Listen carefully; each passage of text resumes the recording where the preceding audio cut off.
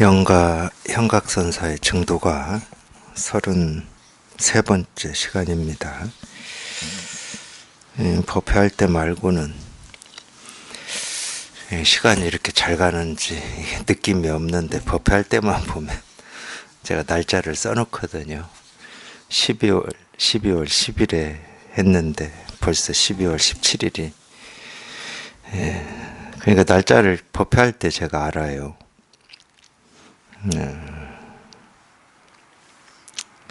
12월이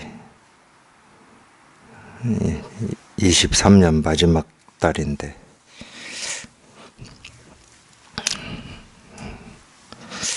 하여튼 33번째입니다.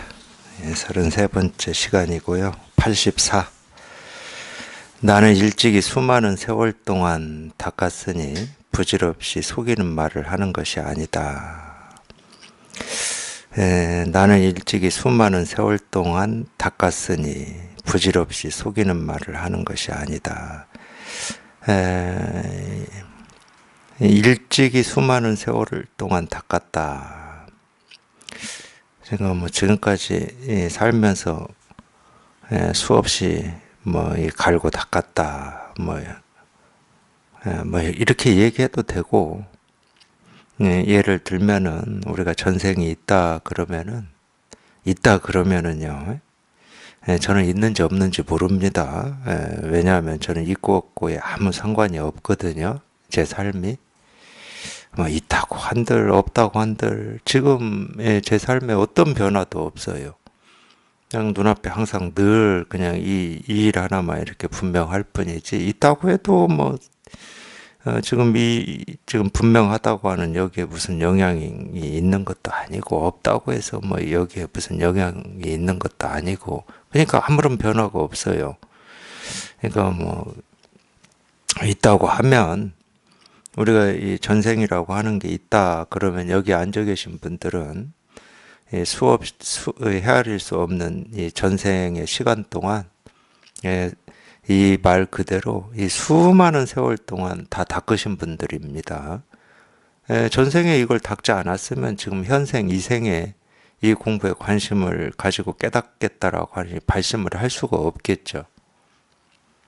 당연히 그럴 겁니다. 근데 이제 제가 왜 이런 얘기를 하냐면은, 이생에서도 이렇게 닦고 또는 뭘 어떻게 하는 게 이렇게 부족해서 자기가 못 깨달았다고 이렇게 생각을 하고 갈고 닦는데 중점을 두시는 분들이 있어요. 그런 분들이야말로 정말로 전생이 있다 그러면 전생에 자기가 뭘 한지를 모르는 분들입니다. 우리가 이 몸뚱아리를 가지고 이렇게 태어나서 이 깨닫고자 하는 이 발심이 있다는 말은, 이것도 제가 어쩔 수 없이 하는 얘기지만은, 아니, 괜히 발심이 있겠습니까? 괜히 이런 법 얘기하면은 그냥 거기에 관심이 그쪽으로 이렇게 귀가 기울어지고 그러겠습니까? 그러니까 이미 이 수없는 세월 동안 갈고 닦은 거예요. 그러니까 이 생에 태어날 때 부처로 태어난 거지. 그러니까 지금 부처로 태어나서 부처로 살고 있다라고 하는 이게 이렇게 실감이 안 되니까 지금 엉뚱한 생각들을 하고 있는 거거든. 수행을 한다 이런 분들은 자기가 이게 실감이 안 되니까. 아니, 실감이 안 된다 하더라도 이 부처로 태어나서 부처로 살고 있는 이게 부정될 수는 없는 겁니다. 실감이 안 된다 하더라도, 내가 실감이 안 된다고 해서 부처로 태어나서 부처로 살고 있는 이게 부정될 수는 없는 거지. 그러니까 실제로는 우리가 이 깨닫는다라고 하는 것은 그걸 한번 확인해 보는 거야. 내가 진짜로 부처로 태어나서 부처로 살고 있는 건지 그걸 확인해 보는 거거든.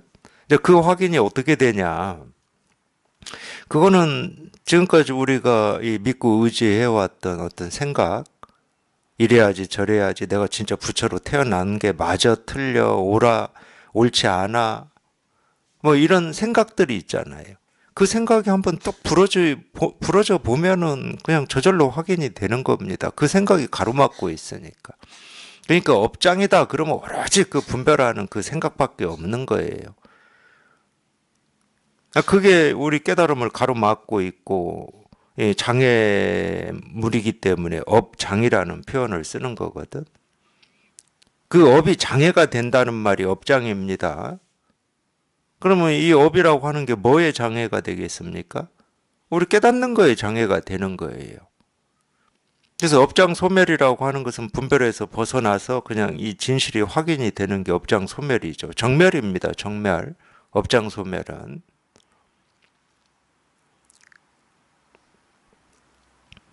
그러니까 자기가 한번 그냥 이 분별에서 벗어나서 그냥 이 실상에 한번 이렇게 통해 보면 이제 이런 얘기들은 이렇게 할 수도 있겠구나. 부처로 태어나서 부처로 살고 있기 때문에 그냥 우리가 예를 들어서 뭐 교리나 이론적으로는 우리가 부처로 태어난 이유가 뭐겠습니까? 전생에 깨달았기 때문에 그런 거지. 그걸 이제 이 경전에서도 보면 수기라는 말이 나와요. 수기. 연등 부처님이 석가모니 전생이죠. 너는 다음 생에 부처로 불리는 뭐 그런 수기를 했다고 뭐 나오잖아요. 이 사람들의 존경을 받을 것이다. 뭐 이런 식으로. 근데 왜 그러면은 이 석가모니 부처님의 전생에 연등 부처님을 모시고 있을 때 그런 수기를 받았느냐? 얻을 법이 없었기 때문이다 그러잖아요.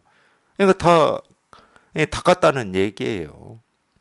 다 닦았으니까 우리가 이 생에 사람 몸을 받아서 이렇게 태어난 거지. 그리고 모습은 사람 몸을 받았어요. 모습은. 근데 실상은 뭐냐면은 이 부처의 마음을 가지고 이 사람의 모습을 받아서 이렇게 나왔다니까. 이 세상에. 그러니까 부처로 태어났다고. 그냥 부처로 태어났는데 뭐 사는 모습이 다 이 부처의 삶이지 뭐 다른 거 있겠습니까? 사람으로 태어나서 사는 게 다 사람의 모습이고 소로 태어나서 사는 거는 다 소의 모습이지. 소가 말의 모습을 띠고 살지는 않잖아요. 근데 물론 이제 소의 모습 중에서도 뭐 밥 갈고 농 갈 때도 있지만 여물 먹을 때도 있고 새끼를 낳고 뭐 젖을 물릴 때도 있고 모습은 천차만별하죠. 근데 그 하나하나가 소의 모습이지. 소의 삶이고. 근데 우리는 부처의 삶이라고 하는 걸 따로 찾고 있어요. 지금 내가 하고 있는 이거 말고 이런 말과 이런 행동과 이런 삶의 모습 말고 이 부처의 삶이라고 하는 어떤 내가 알지 못하는 그런 게 있을 것이다 하고 그걸 따로 찾고 계신다니까. 그래서 어려운 거지. 자기가 다 하고 있는 이거를 확인하는 게 뭐가 어렵겠습니까? 따로 찾으니까 어려운 거지. 근데 따로 찾아서 그런 모습이 따로 그냥 아직은 모르지만 아직은 내가 그걸 못 보고 못 듣고 경험하지 못했지만 따로 있다 그러면은 찾을 만도 해요. 근데 그거 없거든. 지금 이 삶 말고 다른 삶은 없어. 그러니까 아무리 찾아도 찾을 수가 없는 거지. 근데 그쪽 방향이 아니고 지금 당장 그냥 그래서 눈앞이라고 그러고 발밑이라고 그러고 그냥 자기가 하는 하나하나의 이 말이고 행동이고 뭐 손가락을 하나 들고 눈을 깜박이고 숨을 들이쉬고 내쉬고 배고파서 밥 먹고 뭐 이런 일이라고 그러잖아요. 거기에 저희가 찾고자 했던 그게 다 드러나 있는 거지. 그걸 떠나서 지금 내가 하고 있는 일을 떠나서 따로 부처의 삶이라고 하는 게 있을 거다. 그거는 이제 우리 분별이라고 하는 건 참 대단한 겁니다. 인류 역사에서 봐도 그러잖아요. 늘 어느 나라나 어느 민족이나 어떤 이상향, 유토피아. 지금 내가 겪고 있는 이런 삶 말고 이런 고통도 없고 뭐 배고픔도 없고 병도 없고 늙음도 없고 죽음도 없는 이런 이상향을 찾고자 하는 이 생각들이 모든 이 민족이나 여기에서 이렇게 다 있잖아요. 그러니까 우리 분별은 늘 따로 찾아요. 이거 말고. 이거는 좀 뭔가 불만족스럽고 부족하고 결핍돼 있고 그렇게 느끼니까. 근데 한 번도 그게 자기가 분별해서 그렇게 느끼고 그걸 사실이라고 여긴다고 생각을 못 해본 겁니다. 물론 생각한다고 달라지는 건 없겠지만. 그래도 그런 생각이라도 해보면 이제 이렇게 발심을 해서 공부를 하시는 거지. 그러면 이거 말고 뭔가 있다, 뭔가. 석가모니 부처님의 이 가르침이라든지 이런 게 있는 거 보면 뭔가 있어. 그걸 우리가 깨달음이라고 하고 도라고 하고 실상이라는 이름으로 추구는 하지만은 그 뭔가 있다라고 하는 이런 느낌, 감이 있죠. 그러니까 이제 공부를 하시는 거지. 거기까지는 괜찮습니다. 거기까지는. 거기까지는 발심이니까 괜찮아요. 그렇게 해서 발심을 해서 공부를 한다 그러면은 이 뭔가라고 하는 이게 사라져야 돼. 이 뭔가는 지금 내가 하고 있는, 살고 있는 이게 아니고 이 밖에 뭔가 따로 있다는 얘기잖아. 이 꼭지가 잘 안 떨어져요. 이 뭔가라고 하는 이 꼭지가. 이 뭔가 있어야 만족될 것 같은 이 꼭지가 잘 안 떨어져. 사실은 떨어져야 될 꼭지는 그 꼭지거든. 그냥 지금 눈을 깜박이고 이런 법문을 듣고 배고프면 밥 먹고 손을 꼼지락거리고 그냥 그 하나하나 그냥 그 하나하나의 모습에 전부 그냥 이 자기가 찾고 있는 이게 다 실현되어 있는 거지. 그걸 떠나서 따로는 없다. 두세 개는 없거든. 두 마음도 없고 지금 이 마음이 있고 이 마음이 아닌 다른 마음이 있고 그러진 않아요. 두세 개가 없고 두 마음이 없다니까. 있다 그러면 지금 이 마음밖에 없는 겁니다. 지금 이 마음, 당장 이 마음. 그냥 당장 이 마음밖에 없어요. 그냥 이 마음밖에 없지 다른 마음 없습니다. 이 마음을 이제 깨달음이라는 이름으로도 우리가 부르잖아요. 지금 이 깨달음 말고 무슨 깨달음이 또 있겠습니까? 지금 이 소식 말고 무슨 소식이 또 있겠냐고. 이걸 소식이라고도 하잖아요. 아, 이 소식이에요. 다른 소식이 아니야. 그냥 이 소식이야, 이 소식. 그냥 이 소식이야, 이 소식. 다른 소식이 아니야.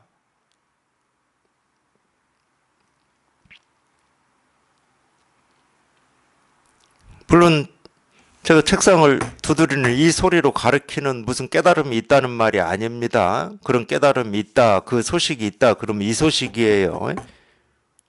그러니까 즉각이라고 그러는 거예요. 즉각. 생각할 필요가 없어. 생각이 개입할 틈이 없어. 그냥 즉각 이거니까 그냥 이 소식이니까. 그냥 이 소식이야. 그냥 이 소식이거든. 다른 소식 없어요. 이 소식이야, 이 소식.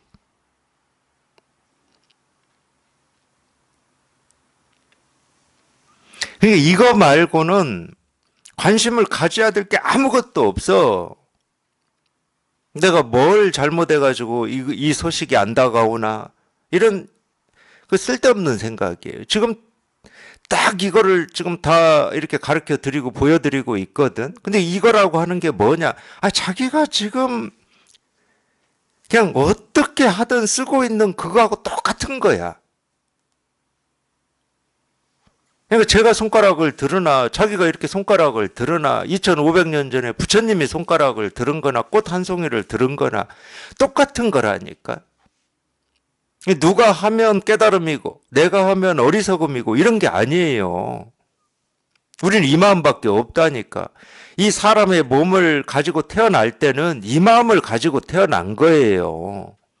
그러니까 모습으로는 사람의 몸뚱아리를 가지고 태어났다니까. 우리가 그렇게 나라고 여기는 이 몸뚱아리.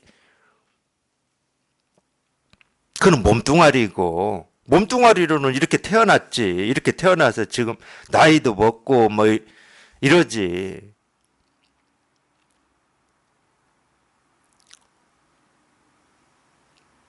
근데 진짜 가지고 태어난 거는 그냥 이 마음밖에 없는 거예요.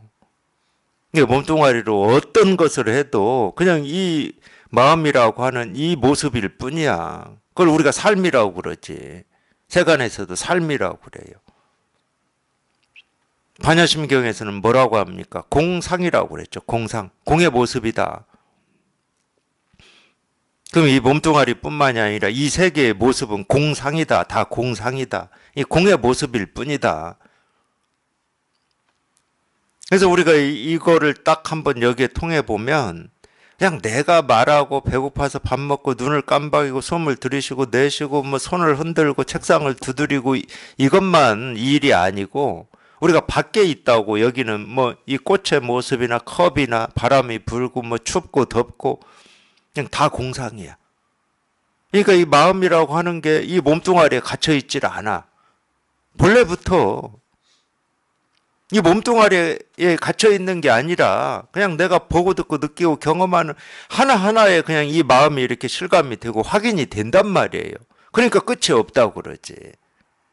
끝이 없어. 무한해 그냥. 여기에 갇혀 있으면 끝이 있죠. 그냥 이 몸뚱아리 가지고 이렇게 움직일 때만 마음이고 내가 이 보이는 어떤 모습이라든지 들리는 소리라든지 여기에는 마음이 없으니까 당연히 끝이 있잖아. 이렇게 한계가 지어져 있어. 가장자리가 있어. 마음은 그러면 정의를 내릴 수가 있어. 이 사람의 몸뚱아리 안에서 이렇게 활발하게 움직이는 뭐 이런 식으로. 근데 그렇지가 않아요. 그냥 이 하나의 모습, 하나의 소리에 그냥 딱 통해 보면은 굳이 이걸 마음이다 이 이름으로 부른다 그러면 이 마음은 보고 듣고 느끼고 경험하는 모든 곳에 다 있어. 그러니까 당연히 끝이 없고 무한하다 이런 표현을 그래서 쓰는 거예요. 그런 표현을. 근데 통하고 보면 끝이 없다 이 말이 가장자리가 없다 무한하다 이 말이 이렇게 공감이 돼. 근데 우리가 분별할 때는 마음이다 그러면 내 생각, 내 느낌, 내 감정. 그러니까 딱 한계가 지어져 있지. 너무 좁잖아 그러면은. 이 무한한 우주에 이 마음이라고 하는 게 겨우 이 몸뚱아리에서 일어나는 이 생각, 느낌, 감정이 마음이다. 그러니까 너무 좁은 틀 속에서 살고 있는 거지. 진짜 사는 것은 이 무한한 우주, 끝없는 우주에서 살고 있으면서 자기 생각으로 마음을 그렇게 좁은 틀에 가두어 버리니까 나라고 하는 게 너무 좁은 틀 속에서 있는 거야. 그러니까 답답하시지. 제가 볼 때는. 그러니까 답답한 겁니다. 이게 전부가 아닌 것 같아. 이렇게만 사는 게 이 한 사람의 인생이다. 그러기에는 뭔가 좀 부족해. 당연히 부족하고 답답함을 느끼시는 거지. 이 살기는 이 무한한 우주 속에서 살고 있으면서 실제로는 무한한 우주에서 자유자재하게 살고 있습니다.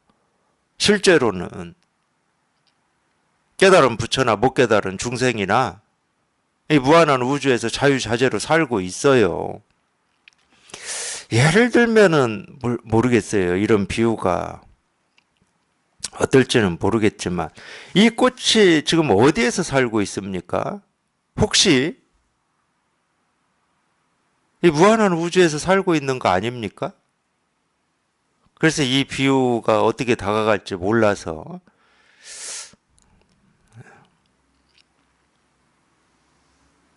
무한한 우주에서 살고 있습니다. 이 꽃이. 비록 모습은 여기에 있지만 무한한 우주에서 살고 있는 거예요.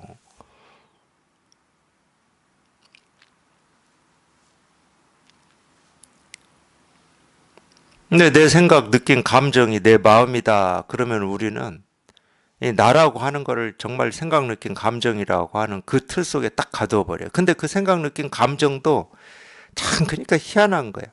옳은 생각이나 그런 생각이나 다 그게 나다. 예를 들어서 그나마 그러면 좀 넓어.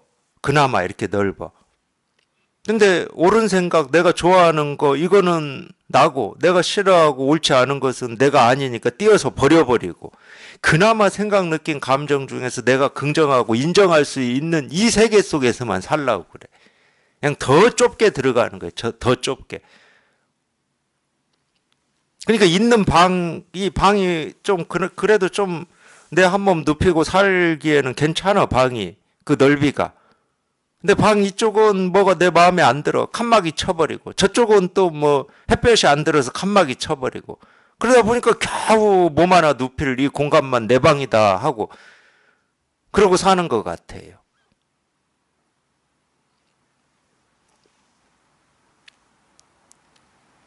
근데 우리가 이 집도 그러고 우리 보면은 예, 사람마다 조금 뭐 다를 수는 있지만은 누가 좁은 집에서 살고 싶습니까? 좀 활달하게 좀 살고 싶지, 넓은 집에서. 근데 왜 자기를 계속 좁은 감옥에다 가두면서 스스로가, 그러니까 참 이 중생의 버릇이라고 하는 게 참 고약하긴 고약해요. 예, 자기 본성하고는 정반대로만 가. 우리 분별망상이라고 하는 거는. 우리 본성은 그렇지가 않거든. 이 무한한 우주에서 이렇게 자유자재하게 어디에도 걸림없이 이렇게 살고 있거든, 우리 본성은. 그게 이제 마음이라고 그럽니다. 우리 마음은 실제로 그래요. 어디에도 걸리지 않고 이 무한한 우주에서 자유자재로 살고 있어요.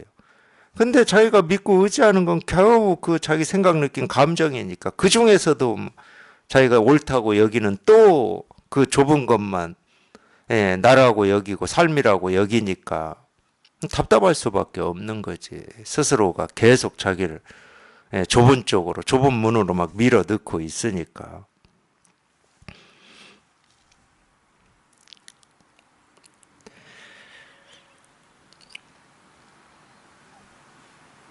그런 면으로 보면은 좀 깨어나야 됩니다. 예, 깨어난다는 말은 네, 자기 본성, 이 본성이 한번 이렇게 통한다는 거고, 뭐 한 소식 한다고 하는 건데, 이 한 소식 한다는 말이 이 본성의 소식이거든. 우리 이 진여자성이라고 하는 이 소식이거든. 근데 이 진여자성, 이 우리 본성의 소식이라고 하는 거는 그냥 이렇게 드러나요. 이렇게 드러나고. 꼭 소리로만 드러나는 것도 아니고, 그냥 이렇게 손가락 하나 세우고, 반갑다고 손 흔들고, 아니, 그렇게 드러나, 우리 이 진여자성의 이 소식은. 그러니까 이 진여자성의 소식이 아닌 게 없는 거지. 내가 보고 듣고 느끼고 경험하는 하나하나가 전부 진여자성의 소식인 거지. 전부 다가 소식이다, 뭐, 그렇다 치더라도, 깨달을 때는 결국은 하나의 모습, 하나의 소리에서 문득 깨닫는 거거든. 통할 때는 그렇게 통해요. 그러니까 이 향엄 제안도 해충국사 그 탑이죠.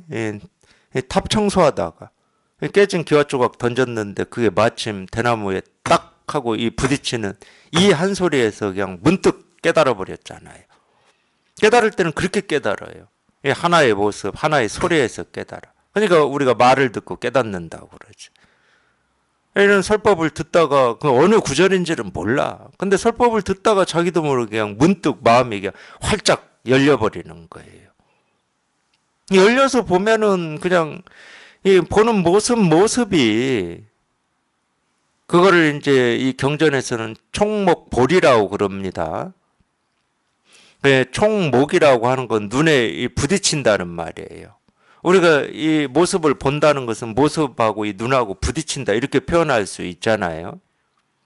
그러니까 그냥 보는 모습이 전부 볼이야. 그냥 부처고 깨달음이고 도야. 그렇다고 부처라고 한다고 해서 부처의 어떤 형상이 있다는 말은 아니야. 부처의 형상은 시대마다, 역사마다, 나라마다 형상은 달라요. 그리고 처음부터 뭐 부처의 형상을 조각해 놓은 것도 아니었고, 처음부터는 조각해 놓지 않았습니다. 부처의 형상을 조각하게 된 어떤 이 시기 계기는 학자들은 그렇게 보더라고요. 이 노마인가요?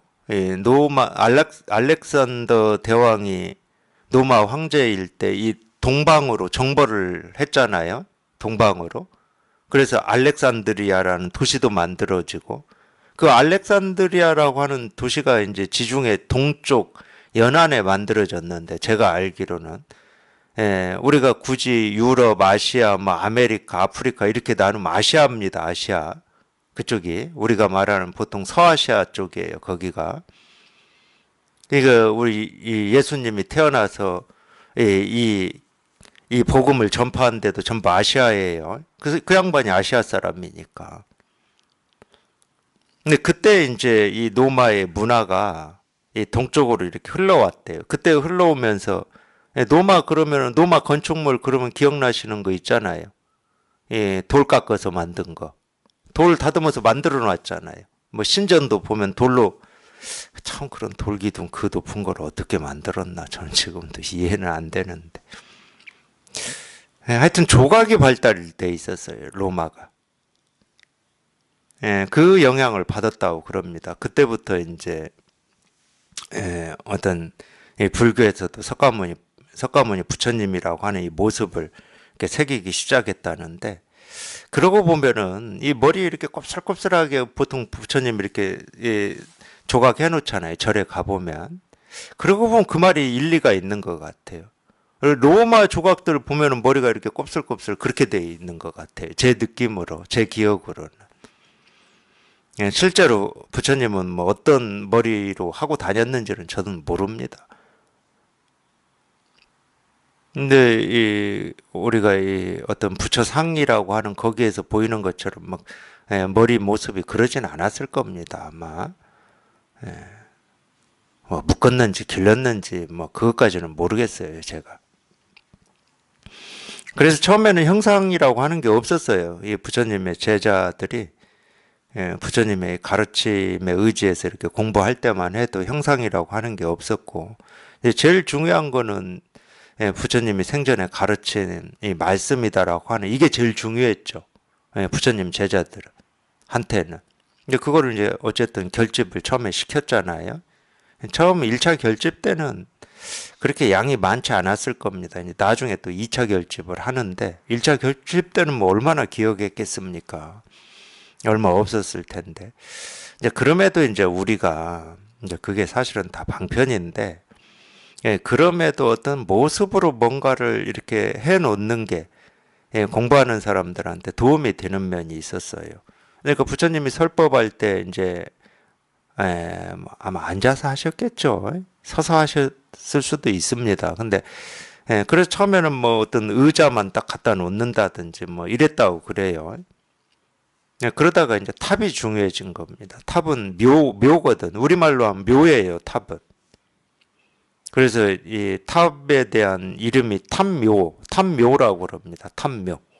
우리식으로 하면 묘예요. 왜냐면은 이 화장을 해서 그 화장된, 우리 뭐 요즘엔 다 화장하니까 그 뼈 있잖아요. 그 뼈를 탑에 보관을 했거든. 그러니까 그 무덤 양식이었어요. 쉽게 말하면.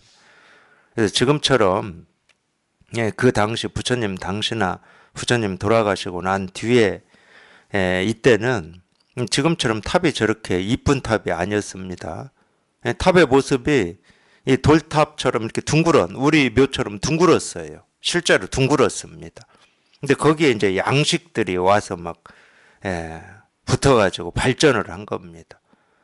그래서 이 불국사 가보면 다보탑, 석가탑 이거는 이 초기의 탑하고 비교해 보면은 뭐라고 그러죠? 천지개벽한 거죠. 예술품이 된 거예요. 처음에는 그냥 우리 돌로 이렇게 돌무더기 만들어 놨다니까. 그래서 이 공안에도 그런 게 있어요. 부처님이 안안하고 길을 가는데 이 돌무더기 그 탑입니다. 묘 몇 개가 있는 걸 보고 이 세종께서 그 묘에다가 이렇게 절을 했다고 그러잖아요. 그들이 누굽니까? 뭐 이런 식으로 이제 안안이 물은 그 공안이 있는데 그렇게 돼 있었다고 그래요. 이거는 이제 역사적으로 얘기하는 겁니다. 그래서 그런데 이제 그걸 중심으로 해서 탑을 중심으로 해서 이제 부처님 말씀을 모인 사람들한테 이렇게 말로 전했단 말이에요.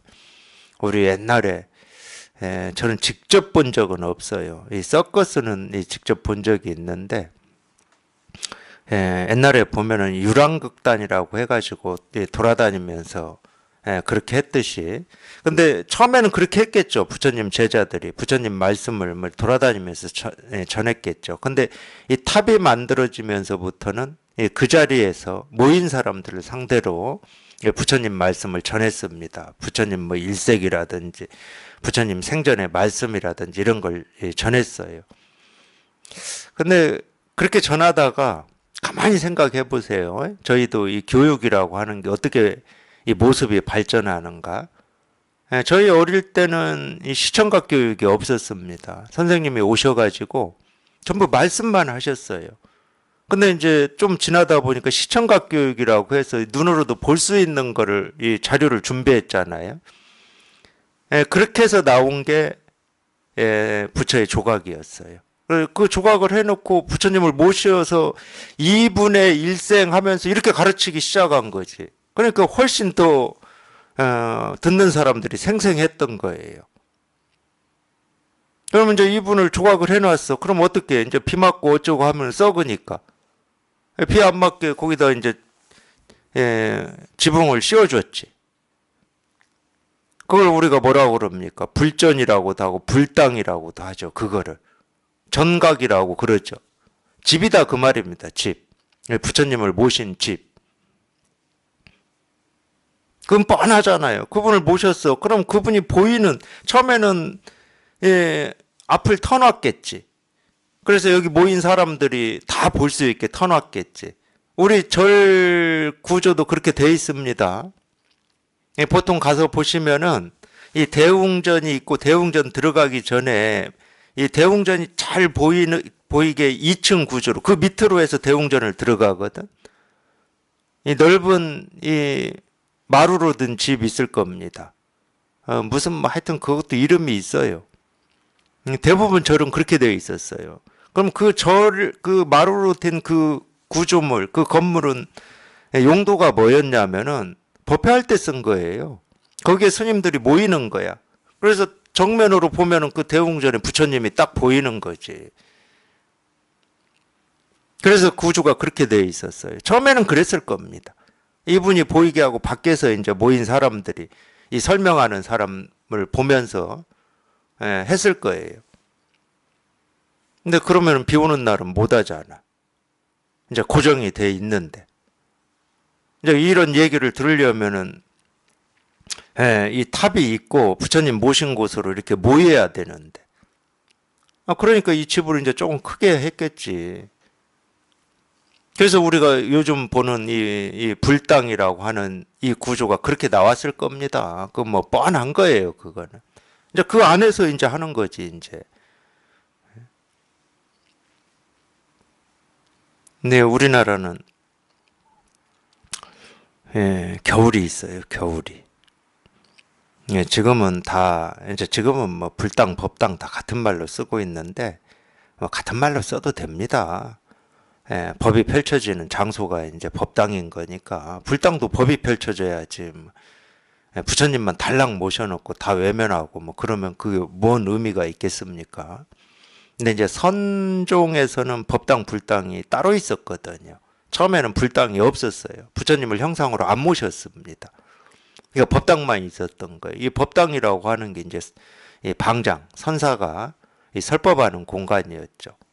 그러니까 이 법당이 이 선종의 이 절에서는 가장 뭐 위에 있다고 해야 되나요? 가장 위에 있었습니다. 근데 지금은 부처님 모신 그 불당이 이 절에서는 최고니까 가장 위에 있죠. 어느 절이나 이 불당이 제일 위에 있습니다. 그걸 뭐 대웅전이라고 하고 정멸보궁이라고도 하고 뭐 이름은 그렇게 쓰고 있지만은 다 부처님 모신 집이에요, 그게. 근데 이제 지금은 뭐 법당, 불당이라고 하는 말을 같이 써요, 그냥.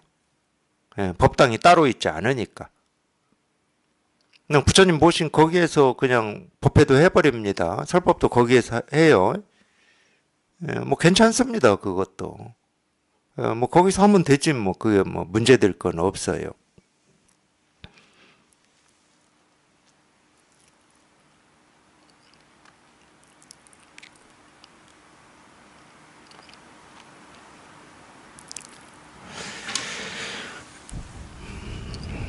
뭔 얘기를 하려고 그랬는데 잊어먹어 버렸어요. 곰곰이 생각해도 기억이 안 납니다. 그냥 금방 잊어먹어가지고.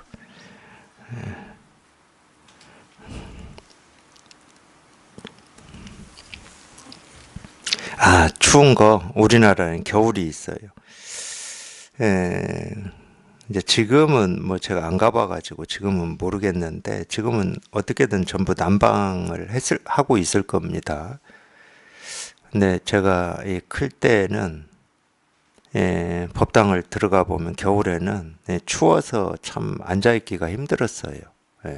제가 이렇게 클 때는.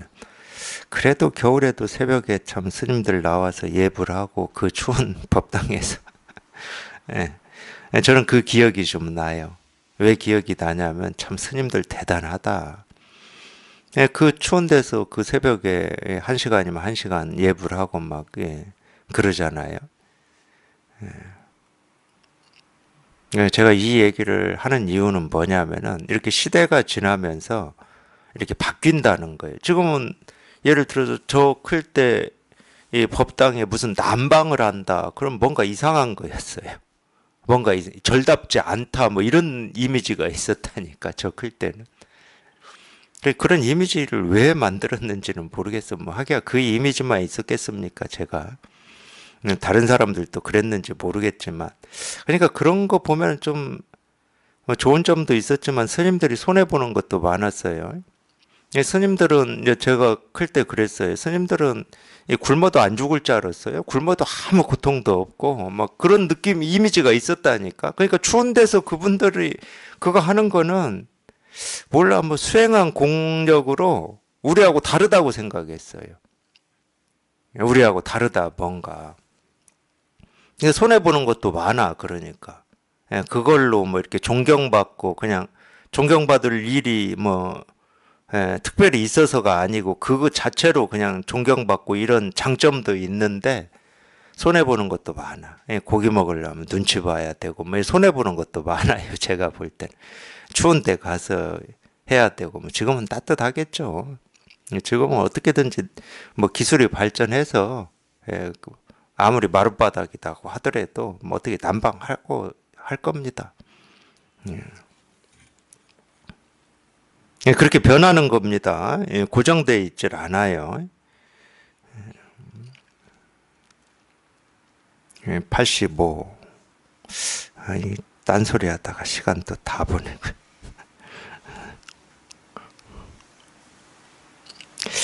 법의 깃발을 세우고 종지를 일으키니 부처님의 명령을 분명히 밝히는 것은 조계로구나. 그러니까 자기가 깨달아 보니까 이 말이에요. 법의 깃발을 세우고 종지를 일으키니 이 말은 간단히 얘기하면 자기가 깨달아 보니 이 말이에요. 법의 깃발을 세우려면 자기가 깨달아야 될 거잖아요. 종지라고 하는 게 이 이제 종지라는 우리 이제 선종에서도 이 종지 그러니까 이 선종의 어떤 이 가르침이라고 하는 거거든. 선종의 가르침이든 뭐 이 불교의 가르침이든 가르침이라고 하는 거는 이 부처의 마음이라고 하고 우리 이 본래 면목이라고 하는 이 깨달음밖에 없잖아요. 자기가 이걸 깨닫고 보니까 부처님의 명령을 분명히 밝히는 것은 그러니까 부처님의 명령을 분명히 밝힌다. 이 부처님의 명령, 부처님의 가르침이거든요. 부처님의 가르침. 부처님께서 가르친 것도 이거밖에 없습니다. 이거 하나 가르치려고 49년 동안 온갖 말씀을 하신 거예요. 부처님의 이 가르침을 분명히 이렇게 하고 있는 거는 조계밖에 없다. 이 말이거든. 사실은 이제 그런 눈이 생겨요. 여기에 이렇게 통해서 이게 조금이라도 분명해져 보면은 어떤 뭐 수행이라든지 어떤 이 설명이나 이해를 구하는 가르침하고 이 직지인심이라고 하는 이 선의 가르침이라고 하는 거는 정말로 정반대구나. 정반대의 길을 얘기하고 있었구나. 근데 우리가 이걸 깨닫기 전에는 잘 구분이 안 됩니다. 물론 이제 어떤 감으로는 자기가 이 도에 대해서 깨달음에 대해서 또는 어떤 이 번뇌를 벗어나고자 하는 이런 열망이 좀 이렇게 깊은 입장에서는 이런 선의 가르침을 들어보면은 감으로는 아, 이 길이겠구나, 이 길이구나라고 하는 그런 감이 있을 수는 있어요. 이 길이구나 하는 감이. 그 있을 수는 있지만은 여기에 깨닫기 전에는 이 다른 가르침하고 이 선의 가르침이라고 하는 이 선의 가르침이라고 하는 건 딱 이걸 얘기하는 겁니다. 이 선이라는 이름으로 행해지는 가르침을 얘기하는 게 아니에요. 이 가르침이 완전히 180도 정반대의 길이라고 하는 게 딱 밝혀져요. 그게 보이기 시작합니다. 그러니까 우리가 이 깨달음이라고 하고 분별망상이라고 하는 것은 완전히 정반대의 길이거든. 그래서 이제 선의 가르침 중에 그런 말이 있어요. 예, 정주인가 장안인가는 모르겠지만 조주의 가르침 중에 장안으로 간다고 하면서 동쪽 문을 열고 간다는 거야. 장안으로 가려면 거기에선 서쪽으로 가야 되는데 그런 말이 다가와요. 자기는 깨닫겠다고 하고 깨달음에 대한 이 발심이나 뜻은 참 순수하고 깊은데 수행하는 사람들이 이 발심이 깊지 않으면 어떻게 수행하겠습니까? 수행이라고 하는 건 지난한 과정인데 아니 그냥 놀고 먹고 즐기고 하는 게 편하지. 그걸 포기하고 그냥 혼자 그 고난을 뒤집어 쓰고 있는 게 뭐가 좋은 일이겠냐고, 편한 일이겠냐고. 그러니까 그건 웬만큼 이 깨달음에 대한 어떤 깊은 발심이 아니면 못하는 겁니다. 실제로 그래요. 아니 뭐 또 할 수 있다 그러면 그건 할 수 있어요. 어떤 세간적으로 어떤 내가 이랬을 때 이익이 되는 게 있다. 그럴 때는 우리가 할 수 있어요. 세간으로 이익이 된다는 것 때문에 우리가 직장도 다니는 거니까 그 힘든 직장도 스트레스 받아가면서 그건 어쨌든 이 세간으로 이익되는 면이 있기 때문에 우리가 참고 견디잖아요. 수행도 마찬가지죠. 이익이 된다 그러면 할 수 있어요. 근데 세간의 이익이 아니고 정말로 내가 깨닫고자 하는 이 발심으로 한다 그럼 발심이 깊은 겁니다. 근데 아무리 발심이 깊고 순수하다 하더라도 길이 잘못되어 있으면 반대로 가는 거죠.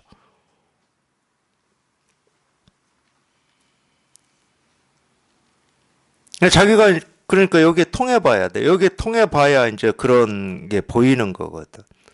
또 그런 게 보여야 우리가 어떤 이 다른 사람을 길을 안내할 수가 있어요. 그쪽 길은 아니다. 반대의 길로 가고 있다. 이런 식으로. 안 보이면 안내를 못 하는 거지. 근데 그런 걸 우리가 이제 안목이라고 하고 또 어떤 면에서는 지혜라고 그럽니다. 지혜. 그러니까 지혜가 밝아지면 보이는 거지.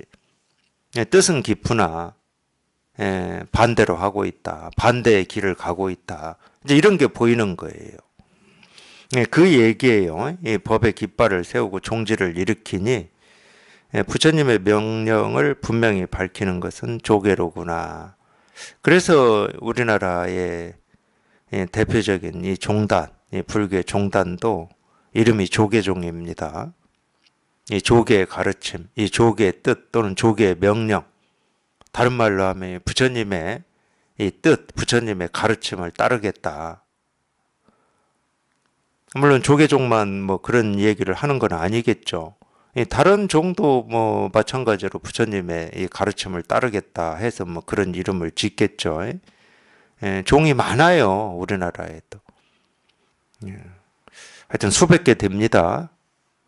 불교라고 하는 이 옷으로 등록된 이 종단만 해도 수백 개 돼요. 근데 그 중에 이제 우리나라에서는 조계종이라고 하는 이 선종이 선종이라고 그럽니다. 조계종은. 왜냐하면 이 조계, 육조해능 스님을 우리가 이 선의 가르침에 시작으로 보니까 물론 족보상으로는 이 선종에서 족보상으로는 이 선의 가르침의 시작을 저 2500년 전에 석가모니 부처님 때로 봅니다. 그래서 부처님이 이 선의 가르침을 대표적으로 해놓은 세 가지 얘기하잖아요. 영산회상에서 꽃을 하나 들으셨다. 그래서 가서 거기서 깨닫습니다. 왜냐하면은 이 선의 초조, 일대 조사가 가섭이기 때문에 이 선의 가르침에서 깨달았다고 해야 될 거 아니에요. 선종에서는. 실제로는 거기서 가섭이 깨달았는지 안 깨달았는지 우리가 어찌 알겠습니까? 근데 우리 선종에서는 선종의 초조가 부처님은 조사가 아니고 부처님이니까 석가모니라고 하시는 분은 부처님이에요. 1조가 가섭이거든. 가섭을 족보상으로 올려놨어요. 그러니까 선의 가르침에서 깨달았다고 해야지. 가섭이 어디서 깨달았는지는 모르지만 무조건 선종에서는 영산회상에서 깨달았습니다. 여기에서 깨달았어요. 그게 이제 이 세존의 선의 가르침 이 세 가지 중에 하나고, 이 두 번째가 돌아가셨을 때예요. 그럼 돌아가시기 전에 반분자, 그 반분자도 가섭이에요. 가섭이 늦게 왔어요, 법회. 다른 데 가서 이 법을 전하다가 늦게 왔든지 늦게 왔어요. 앞자리를 가섭이 이제 그때는 쉽게 이 선의 입장에서 보면 수자였어요. 장자. 나이도 많았고 공부도 하여튼 같은 도반들에 비해서 이제 앞서갔기 때문에 수자였죠. 근데 앞에 앉은 이 사람들이 자리를 안 내주는 거예요. 그러니까 세존이 세존이 앉는 자리는 그냥 의자가 아닙니다. 선에서도 그랬어요. 선사들이 앉는 자리, 이 의자는 그냥 의자가 아니에요. 다 이 법을 얘기하는 겁니다. 법을. 안 내주니까 세존이 가섭을 자기 자리로 불러서 반을 나눠서 같이 앉은 게 반분자거든. 법의 자리에 앉혔어요. 법의 자리에. 그걸 이제 두 번째 이 선의 가르침으로 선종에서 보고, 세 번째는 이제 돌아가셨을 때. 거기도 또 가섭이 나와요. 이 선의 가르침이다 그럴 땐 다 가섭만 나옵니다. 돌아가셨는데 가섭은 먼 지역에 가서 지금 부처님의 가르침을 전하고 있었기 때문에 일주일 만에 도착하거든요. 가섭이 도착하니까 벌써 돌아가신 세존이 관 밖으로 발을 두 개를 이렇게 딱 내보이는, 그게 이제 세 번째 이 선의 가르침이다 그러는데, 그거는 이제 우리 이 선종에서 이 선의 가르침이 어떤 이 부처님의 가르침이다라고 하는 거를 이야기하기 위해서 족보를 만든 겁니다. 실제로는 어떤 이 가르침이라든지 이렇게 어떤 경전으로만 살펴보면은 선의 이 가르침이 최초로 나온 경전은 육조단경입니다. 그렇기 때문에 육조 해능 스님을 우리는 이제 선의 시작이다 이렇게 역사적으로 보면 그래요. 그 전에 이런 선의 가르침을 행한 분이 있었을 수도 있겠죠. 있었을 수도 있겠지만은 어쨌든 이 기록이 없어요. 한 가지만 더 이 부분에 대해서 말씀을 드리면은, 이제 제 스승님이 어쨌든 이제 직지인심이라고 하는 이제 이 선의 가르침을 지금 가르치고 계시잖아요. 근데 제가 한 번도 물어본 적은 없어요. 근데 제 스스로는 좀 궁금한 게 있었어요. 어떤 점이 궁금했냐면, 제 스승님인 훈상거사님이 어쨌든 이분이 양치질 하다가 문득 부대사의 개송이었던 사람이 다리를 건너는데 물은 가만히 있고 다리가 흘러간다. 말을 타고 가는데 걸어간다. 이런 개송이 있거든요. 이 개송의 의문이 그냥 딱 가슴에 맺혀가지고 그게 안 풀어지다가 어느 날 양치질하다가 그게 쑥 내려가가지고 이거를 체험하셨다고 그러거든요. 그러니까 체험하시고 어떻게 이 체험 뒤 공부를 하셨는지 저는 자세히는 모르는데, 그 자세히 모릅니다.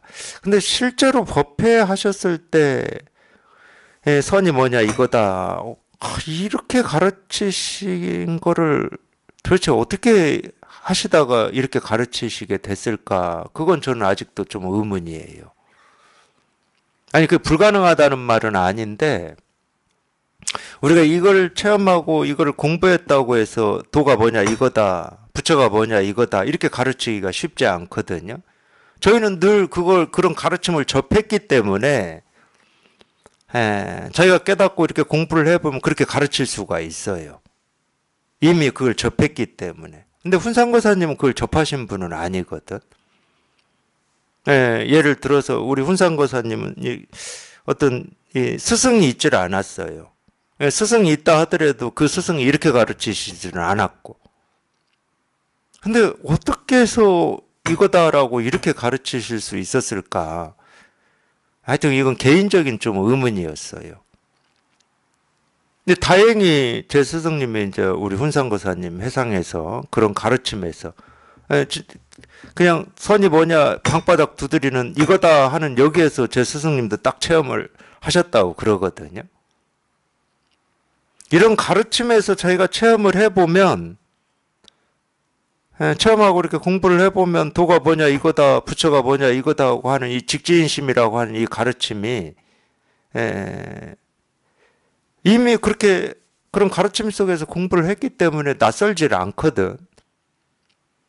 근데 이런 가르침을 접해보지 않은 입장에서는 참 그러기가 쉽지가 않은데, 제가 왜 그러기가 쉽지 않다고 그러냐면 이거를 체험을 했다 하더라도 자꾸 뭔가를 이렇게 설명하고 이해를 구하는 방향으로 가기가 훨씬 쉽거든요. 우리가 체험해보면 그건 바로 느낍니다. 이렇게 같이 공부하는 도반들도 이것만 이렇게 좀 바꾸면은 금방 여기에 들어올 것 같은 이런 느낌이 더 강해요. 저 생각만 조금만 어떻게 바꾸면 이런 느낌이 강하거든. 그러니까 이렇게 말해주고 싶고 뭔가를 이렇게 알려주고 싶은 이 느낌이 더 있어요. 도가 뭐냐 이거다 이렇게 가르치기가 쉽지가 않습니다. 체험이 있다 하더라도. 이렇게 가르치려면 체험하고도 이 안목이 그래도 이 안목이 많이 좀 깊어져야 돼요. 이렇게 가르치려면 이건 정말로 이 자신감이거든. 이 도라고 하고 깨달음이라고 하고 부처라고 하는 이게 따로 있는 게 아니고 그냥 분별망상만 그냥 때려 부숴버리면 자기 스스로 다 이거를 깨달을 수 있다라고 하는 자신감이에요. 이거는 중생의 병에 대해서 너무 명확하게 보고 있다는 거지. 그걸 안목이라고 그래요. 안 그러면 이렇게 못합니다.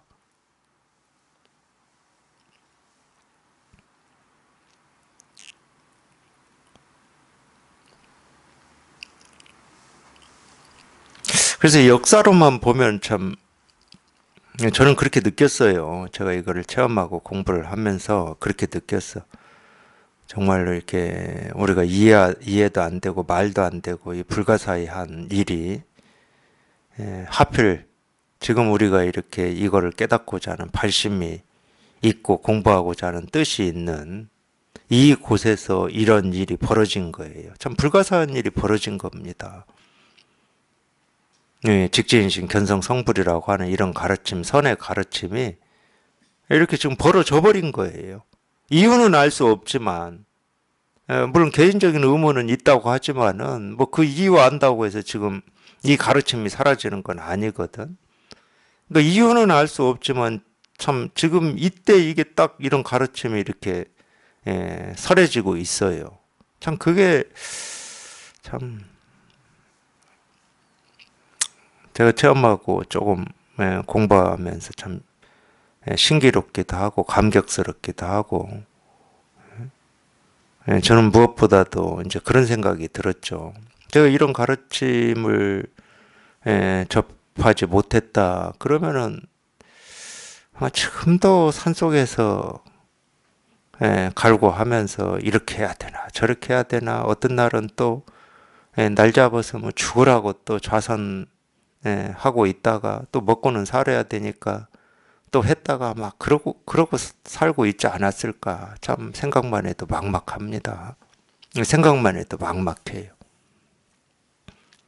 그런 굴레에서 벗어날 수 있었던 것은 오로지 저는 이런 가르침에서 제가 여기 한번 이렇게 제 갈망이 사라졌으니까 이제 갈망이 사라졌으니까 그렇게 살아야 될 이유가 일도 없는 거지. 제가 아마 그런 얘기 해드렸잖아요. 저도 이유는 모릅니다. 이런 갈망이 풀어지지 않았을 때는 제가 산에 살 때도 그냥 정말로 누가 보면은 미친놈이라고 해도 뭐 맞는 말이었을 거예요. 근데 이제 겉으로는 멀쩡하니까 제가 겉으로는 멀쩡하지만은 그냥 눈이 오나 비가 오나 뭐 어제 오늘같이 추운 뭐 눈보라가 쳐도 제가 산을 갔거든 산을. 네, 그때는 그렇게까지 생각을 못했어요. 그냥 이 마음속에 이런 갈망이 풀어지지 않아서 그런다는 생각을 못했어. 근데 제가 왜 그 생각을 하게 됐냐면, 이제 어쨌든 이 법문을 듣다가 그날, 그냥 문득 그냥 여기에 통해가지고 그 갈망이 다 사라져 버리니까, 제가 가야 된다, 안 가야 된다, 이런 생각을 한 번도 한 적이 없는데, 그날부터 산을 안 가더라고. 안 가. 그리고 산을 가야 나무를 해와서 불을 떼는데 안 가더라니까. 그래서 안 간다는 걸 제가 어떻게 알았냐. 불 뗄 나무가 부족해서 알았어요. 그래, 불 뗄 나무가 부족하니까 어쩔 수 없이 이제 가야 되는 거야. 그때는 이제 어쩔 수 없이 나무하러 가는 거예요, 나무하러. 나무만 딱 해와. 더 돌아다니고 싶지 않아. 내가 가보지 못한 산의 어느 곳, 지리산이 얼마나 넓습니까? 그러니까 오늘은 이쪽을 가서 가보지 못한 곳을 갔다. 그러면 다음 날은 그보다 더 먼 곳을 간다든지 다른 가보지 못한 곳을 간다든지. 그러니까 제가 살고 있는 그 집에서 앞에 동쪽, 서쪽, 뒤쪽 산을 하여튼 제 손바닥, 제 영역 내에서는 제 손바닥 보듯이 제가 다녔어요. 앞뒤, 옆, 양쪽을.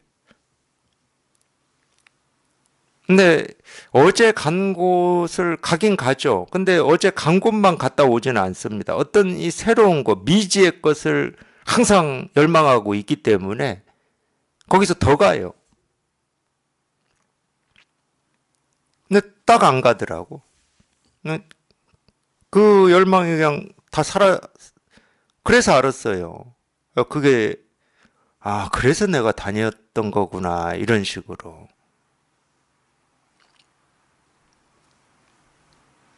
그러니까 이제 우리가 쉬어진다라고 하는 말이 예, 조금 실감이 되죠. 여기에 이렇게 통하면 쉬어진다. 저절로 쉬어진다. 찾고 구하고 얻고자 하는 마음이 사라지고 없으니까. 물론 이제 뭐 그런 건 있어요. 우리가 이제 평생을 이 분별망상하고 살았기 때문에 그런 체험이 한번 있어서 이 모든 것이 다 쉬어진다 하더라도 또 이제 자기도 모르게 이렇게 생각의 앞장을 서서 설치기도 하고 그럽니다. 그러니까 이제 왔다 갔다 하는 면이 있다고는 제가 얘기를 하죠. 근데 이제 처음으로 쉬어지는 게 뭔지를 이렇게 경험을 한 거예요.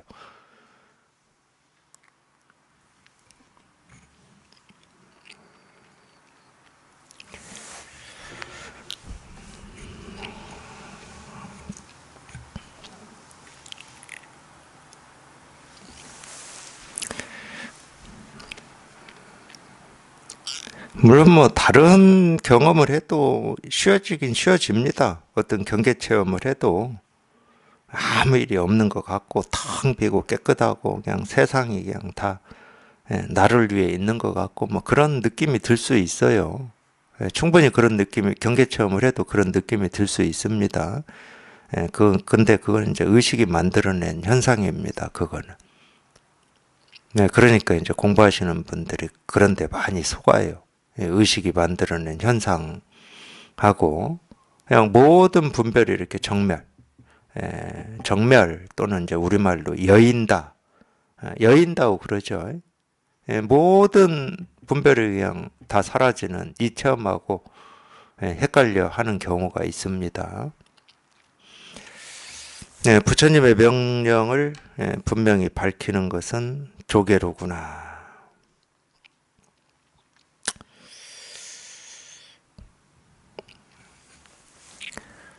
하여튼 직접 한번 경험을 해보셔야 돼요.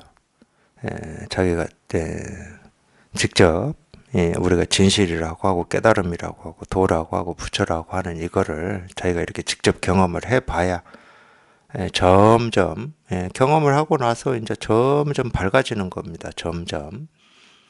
물론 우리가 처음 이거를 이렇게 직접 이걸 체험하는 것도 이 불의 중도를 체험하는 건데 불의 중도를 이렇게 체험했다 하더라도 이제 우리 습관이라고 하는 이게 이제 조복되고 항복되는 어떤 시간이 필요하기 때문에 이 공부는 여기에 통하는 게 시작이고 여기에 통해서 이제 점점 밝아지는 거예요.